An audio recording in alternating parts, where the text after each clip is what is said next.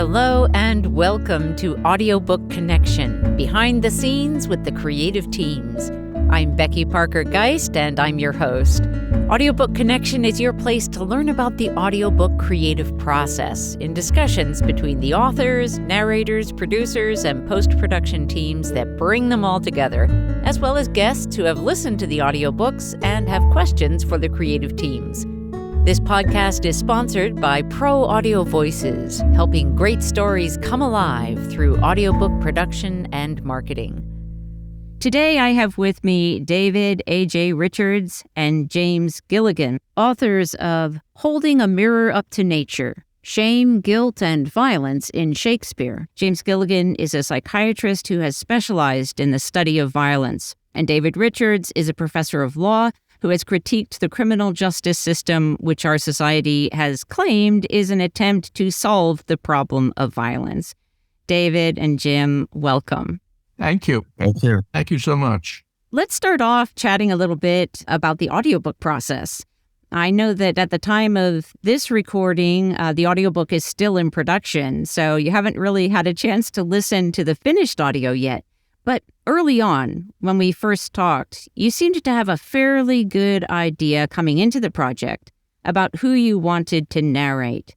Could you elaborate on the casting process, or the casting? Well, for me, it was because I saw John Douglas Thompson. I've seen him in several performances in New York City, but I was absolutely bowled over by his performance as Shylock in Merchant of Venice, which was done in Brooklyn. I thought it was an amazing performance. I mean, to see a play dealing with, Shylock was a sort of absolutely central character in that play, being played by a man of color, was really astonishing what he brought to the role. I was really bowled over by it. I've seen many performances of Merchant of Venice, but I had never seen anything like it. It was so extraordinary what he captured about the experience of someone like Shylock, who of course, had been humiliated and is really responding to it, and his suffering was just amazing. And I think when Jim and I were talking about whom we would like to play the various Shakespeare performances, his name immediately came to my mind. I've seen Nigel in some things he did with a friend of ours,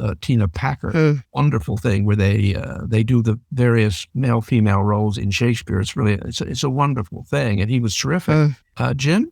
Well, I can only reinforce what you've just said.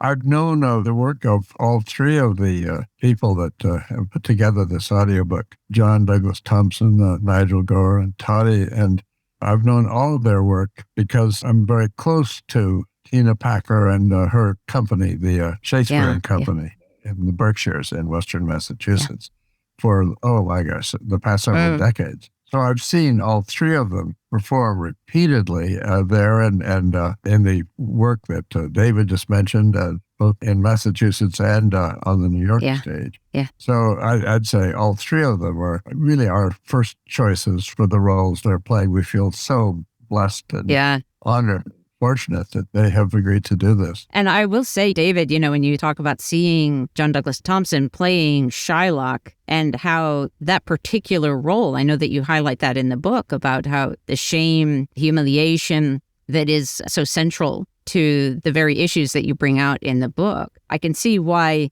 his name would immediately come to mind, having seen him play that incredible role. Oh, yes. Yeah.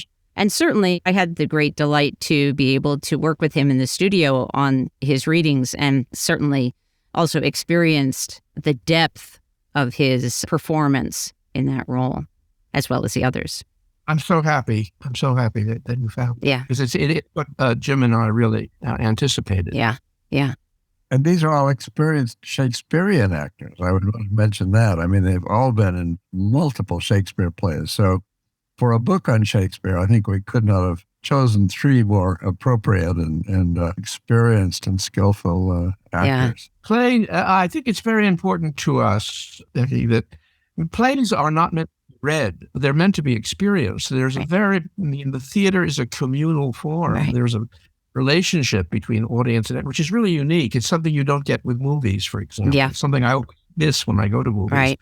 Communal aspect of theater. And since our book is essentially about these piercing performances of the psychology of violent men, which Shakespeare sort of tracks almost from the beginning of his work to the very end, from Titus Andronicus right up to the last play that we know he wrote. And it seemed to us, given that it was that voice and which arrested Jim when he discovered that Shakespeare was the sort of only good diagnostic he had to understand these extremely violent criminals he was trying to understand and help in Massachusetts. I mean, psychiatry didn't help him. There was nothing in the so-called scientific literature which helped him understand, but it was Shakespeare this extremely sensitive reading of these violent men. Yeah. I think illuminated for him how to diagnose what was going on with these men. I think really frightened him when he first saw them and mystified him. Yeah. And then led him also to figure out a diagnostic technique, a therapeutic technique, which actually helped them. Yeah. And actually, to an astonishing degree, lower their propensity to violence. Yeah, you brought up a really interesting point there. I just want to highlight the community aspect. And we're really talking about people within a community where they're being shamed or humiliated, and that then, it's their response to that experience within their community. And here we have theater, Shakespeare, where, again, this live experience. I know exactly what you're talking about as a theater professional myself. There's something very unique and wonderful about being there in person, live with the performers. I just wanted to sort of highlight that because I think Shakespeare, Jim knows more about this than I do. Shakespeare is increasingly being used actually in prisons. And it's quite remarkable how the prisoners, often very violent, then respond to it. Yeah. Actually see them. And Jim, in his therapeutic work with criminals, has used theater work. Jim can speak about this with more authority than I can. Yeah. I would love to hear more, Jim, about your experience and sort of that discovery of how Shakespeare was the thing, right? The man.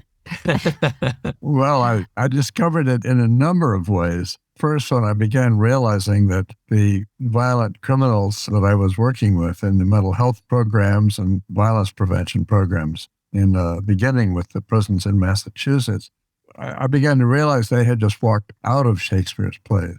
I mean, I had seen Othello, I had seen Richard III, I had seen Edmund and King Lear, and on, Macbeth, and the hitmen Macbeth hires, and all of these people I was seeing in the prisons. And I realized Shakespeare got there a good 4 centuries before I did in understanding what was going on in really the intimate thought processes leading up to the acts of the identical kinds of violence that the people I was seeing in the prisons had committed, including the most horrendous violence that is almost intolerable to be aware of. The blinding of Gloucester and King Lear. Yeah. I mean, the audience can hardly stand the violence in some of Shakespeare's plays. Yes, the blinding of Gloucester and King Lear, in Titus Andronicus, the cutting the tongue out of a woman they had raped, and, on and on. But, I was seeing people who had done this in real life. And it changed my view of Shakespeare completely. When I was in college reading Shakespeare, I thought, oh, gee, this is interesting. He's basing his plays on, stories that other people had already told. It was all imaginary. And, the usual psychoanalytic interpretation was, these are showing what goes on in the unconscious in the minds of normal, nonviolent people. And then I suddenly realized that was missing the point. He was just talking about what actually goes on in the minds of people who are violent. Yeah.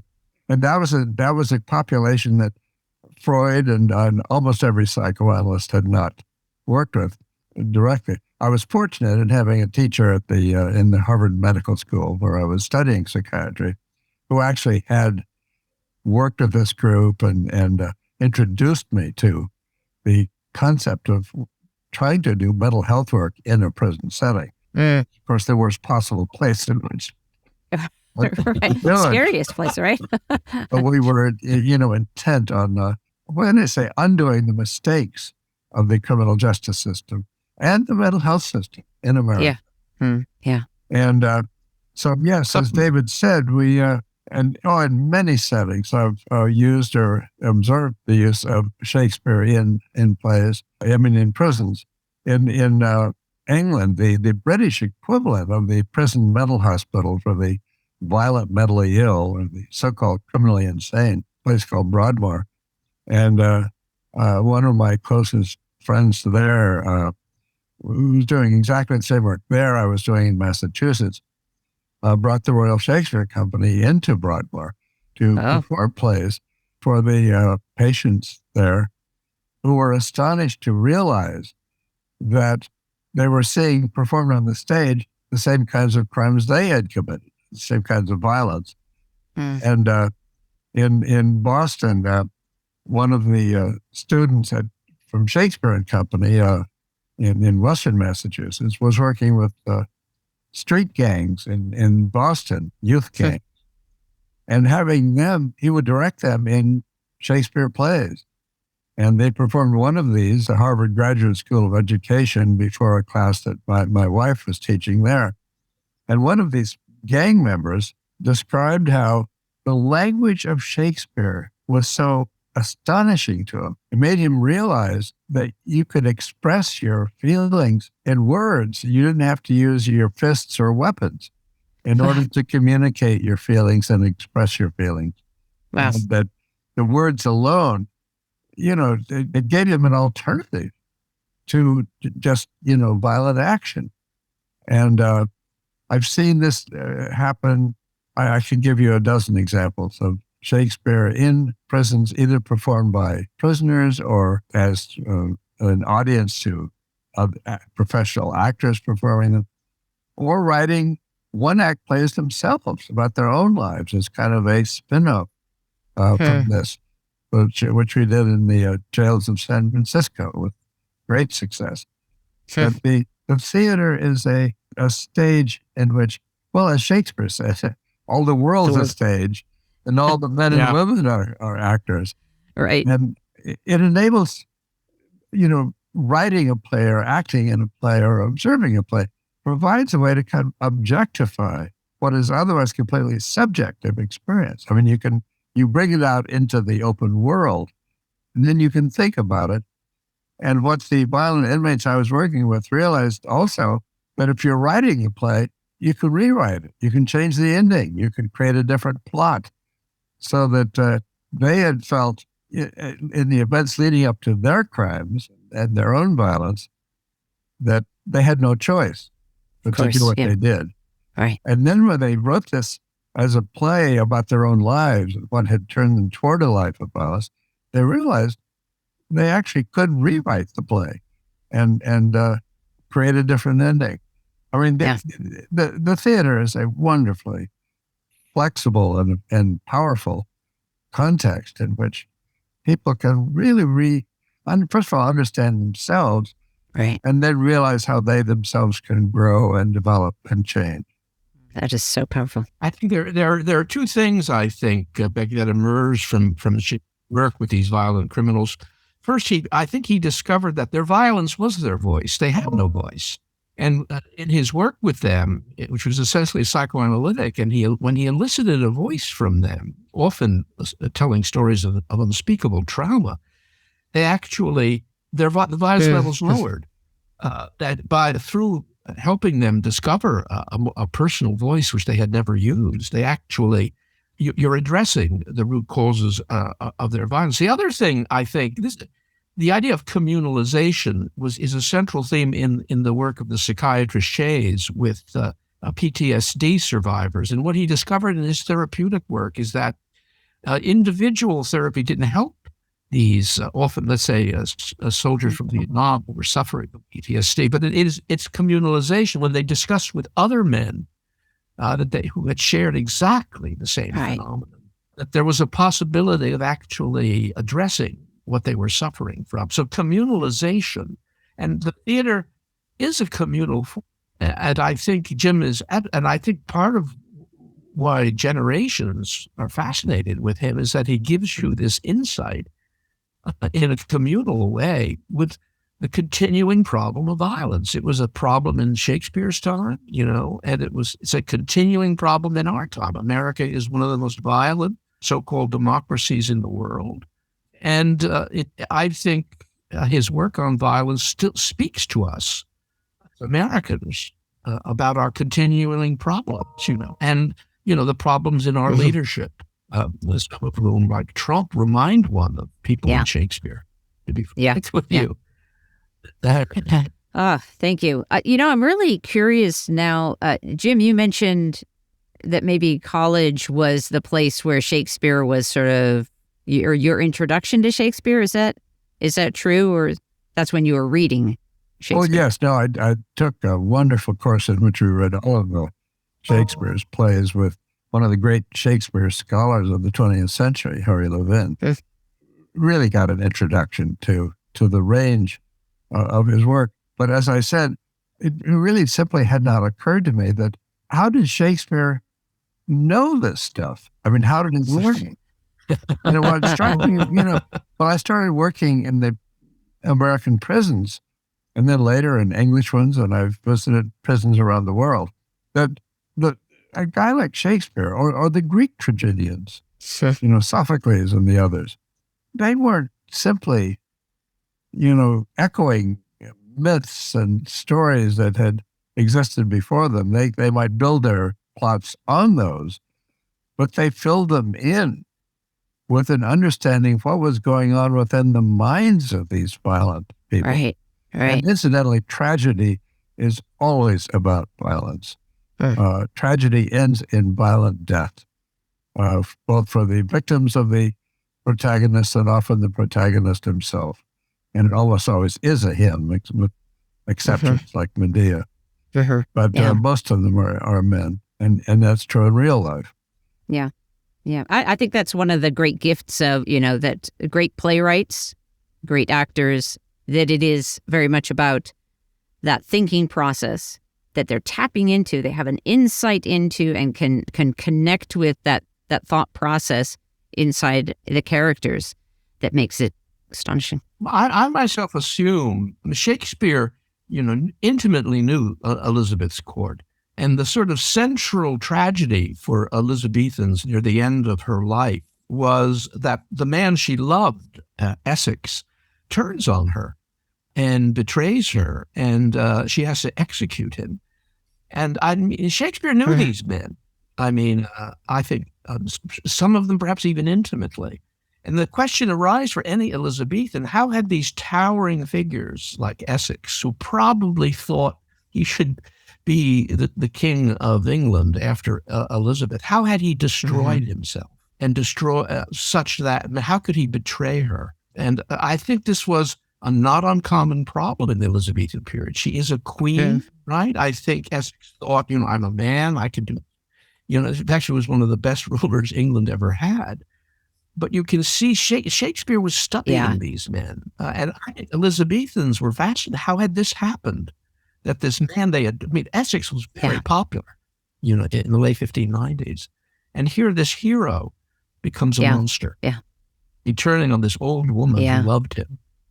She has to execute him. And to build on what David just said, I concluded that the only way Shakespeare could have understood the thought processes of the leading up to the violence and the emotional processes was because this had actually been occurring in real life all around him. When I first started working in the prisons, I was struck by the fact that the people I was seeing had really been walking the streets, the same streets that I and my wife and children walked, shortly before they committed their crimes and got sent to prison.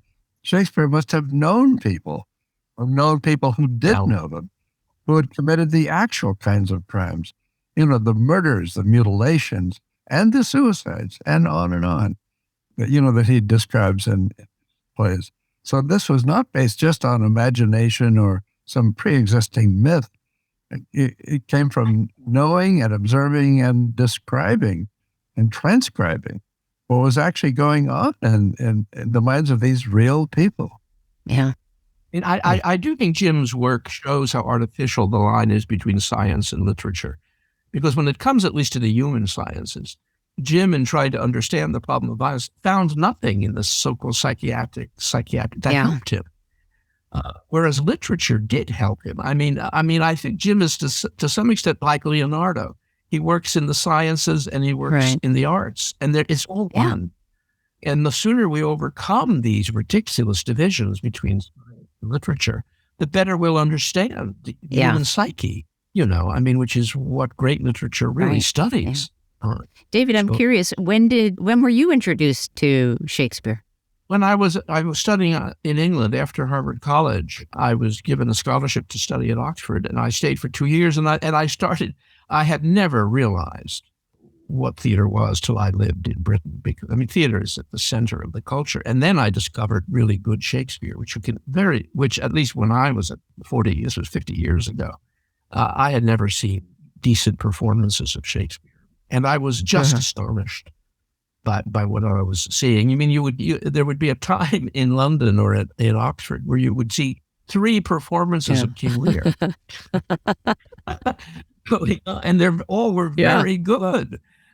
And I thought it was, and of course the British theater is as you know, is a political theater, rather more political than our theater tends to be. And Shakespeare is in many ways a political playwright. Yes. Oh, yeah. I don't think I realized the power of theater. I went to the theater in New York, but you very rarely saw Shakespeare. Yeah. And how did you two connect with each other? Where did that begin? I had been teaching with Carol Gilligan, Jim's wife, for 20 years. We'd given a course called Resisting Injustice, and I had met Jim. And then one evening when I was puzzling over what to do, I said to Jim, maybe we should teach a course together, Jim. And we began by studying the problem of retributivism from a philosophical and psychological point of view. And then as we talked, it was clear that for Jim, Shakespeare was very important. And I said, well, let's do Shakespeare.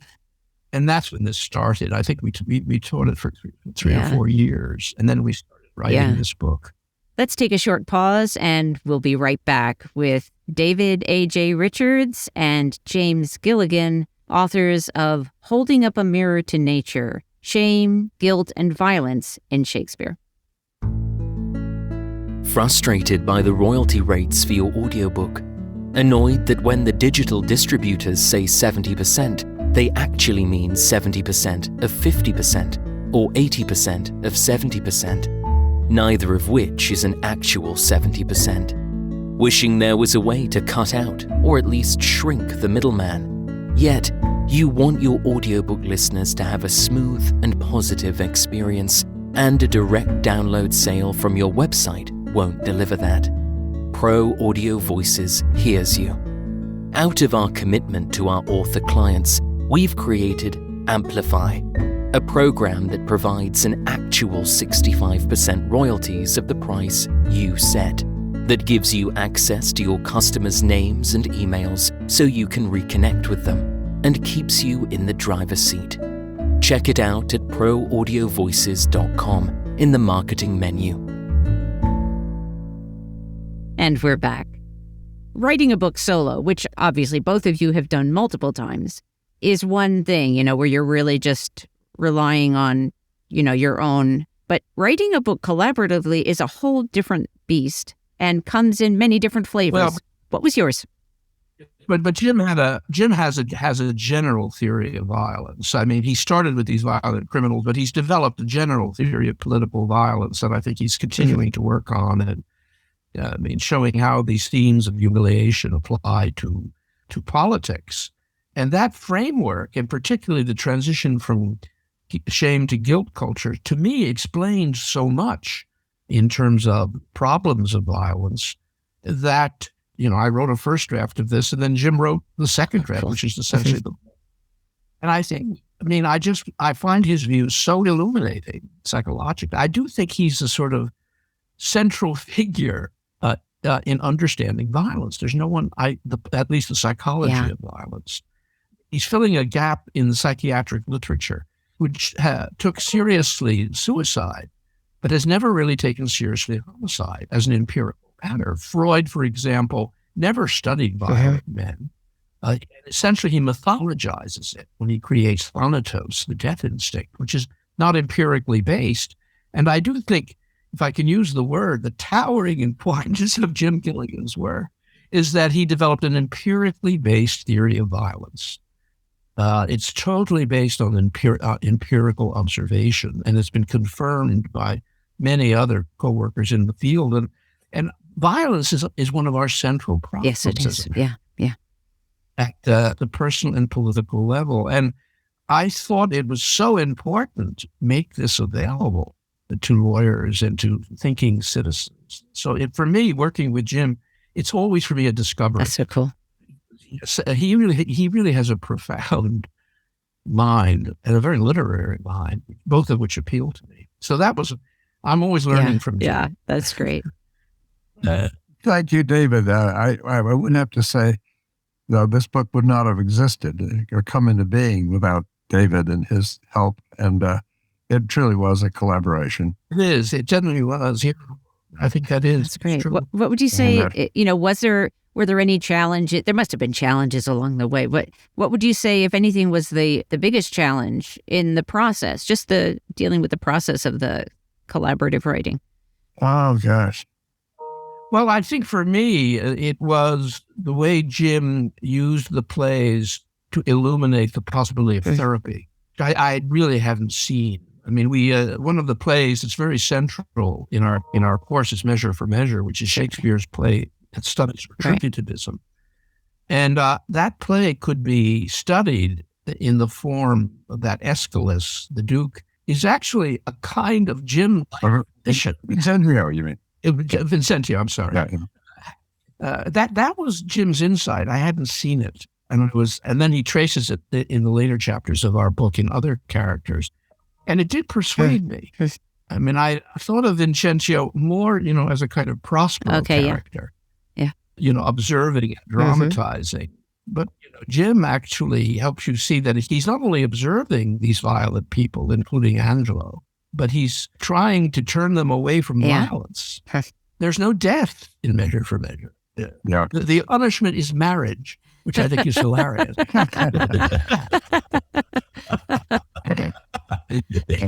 Shakespeare's irony. That's great. Great. Yeah.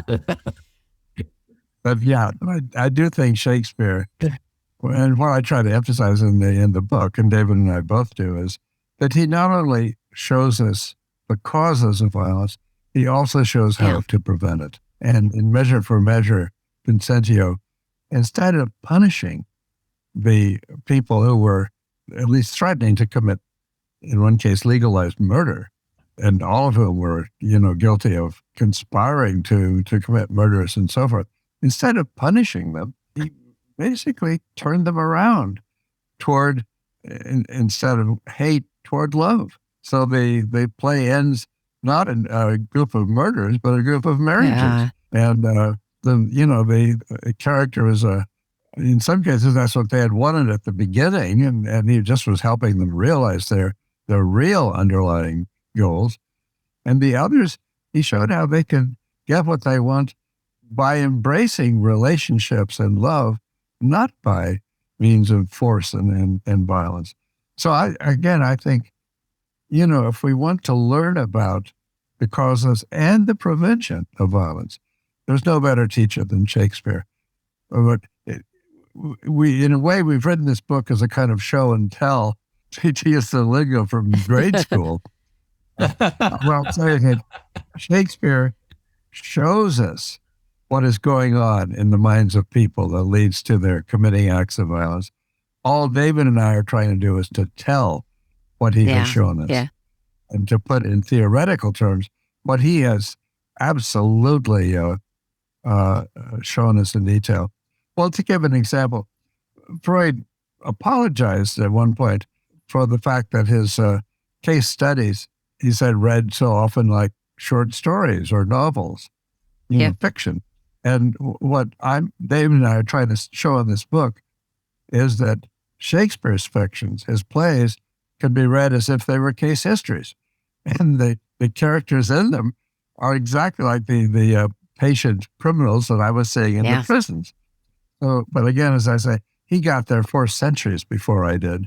And all I can say, he confirmed much of what I had seen and started thinking, and he showed me how to expand the thinking in more detail than I would have been able to on my own. Measure for Measure is a wonderful play because, as you know, it ends with Vincentio, the Duke, who's been observing all this, in secret, and particularly observing Isabella, this sort of astonishing woman, soon to be a nun, who has this incredible confrontation with Angelo, which in my opinion is one of the high points in Shakespeare, where she actually tells him what you are an ape in office, right? I mean, at the end of the play, Vincentio proposes marriage to her.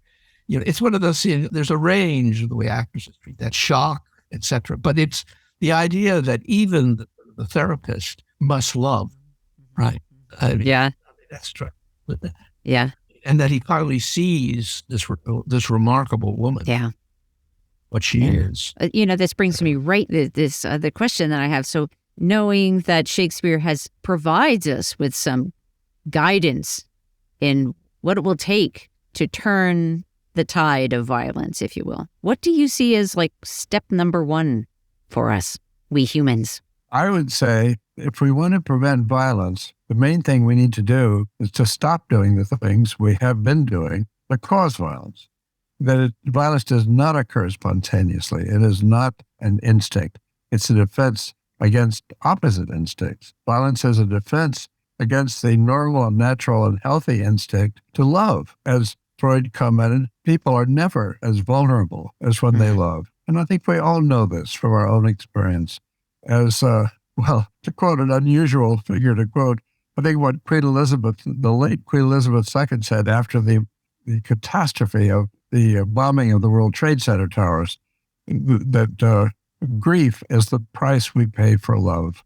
And one of my mentors in psychiatry reminded me that it's less painful to feel angry and hate than it is to feel sad. And that violence and hate are ways of trying to avoid the sadness that love inevitably makes us vulnerable to.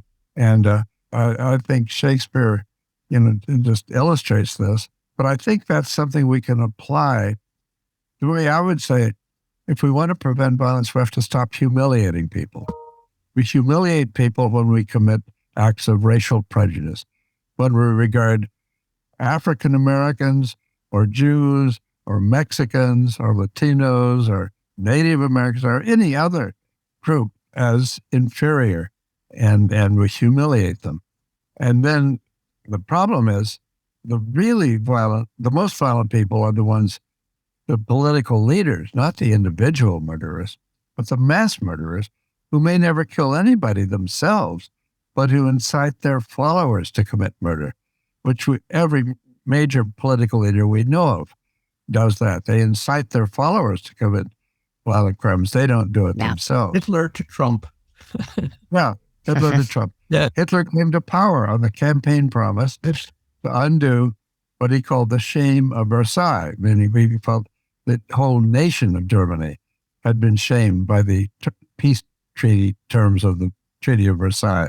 Osama bin Laden described the motives for the World Trade Center tower attacks on 9/11 as this is the way to undo what he called 80 years of contempt and humiliation to which he said the entire Islamic nation had been subjected by the Western powers.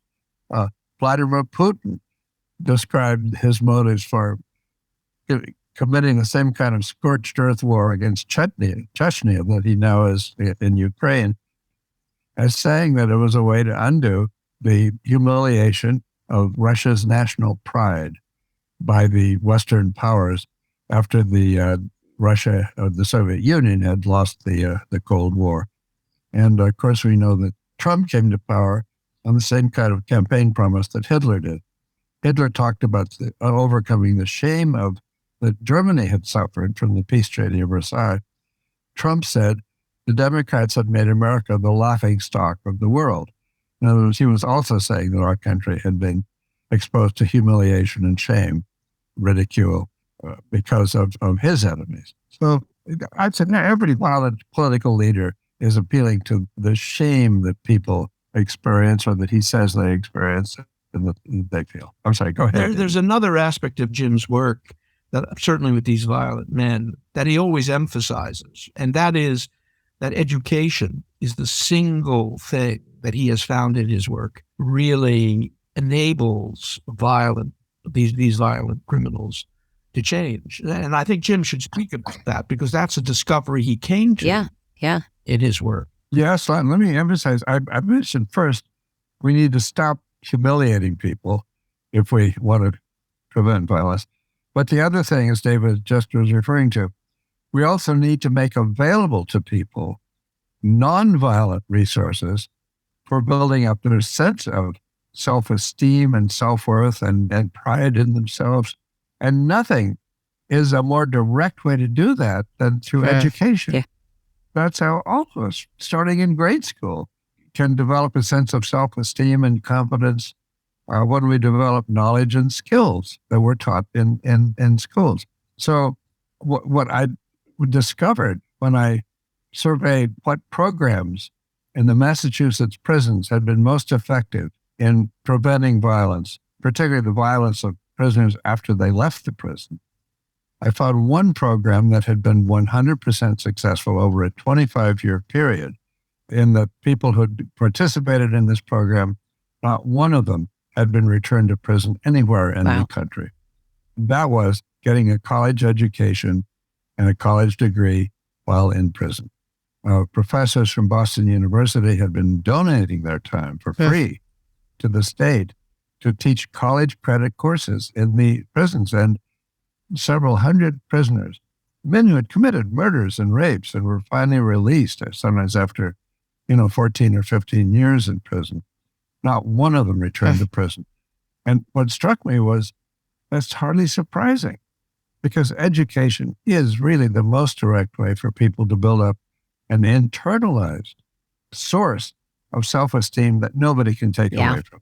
Nobody can deprive you of the education you receive. Yes. Oh, that is so beautiful. I feel like I could just continue talking with you guys for hours and hours, but I want to honor our time here together.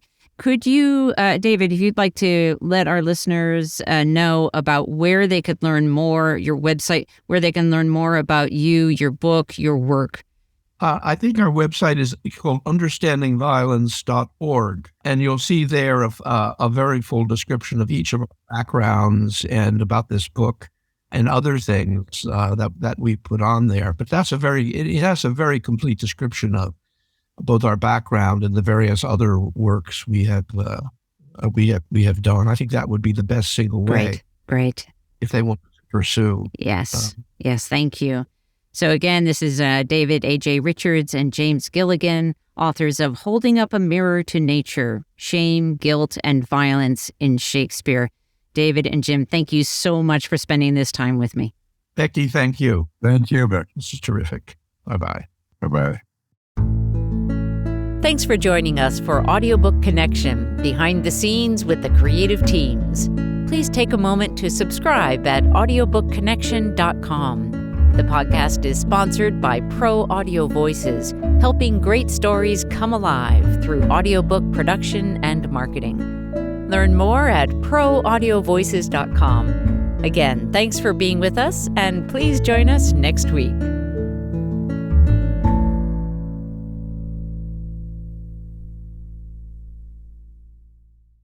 This podcast is a part of the C-Suite Radio Network. For more top business podcasts, visit c-suiteradio.com.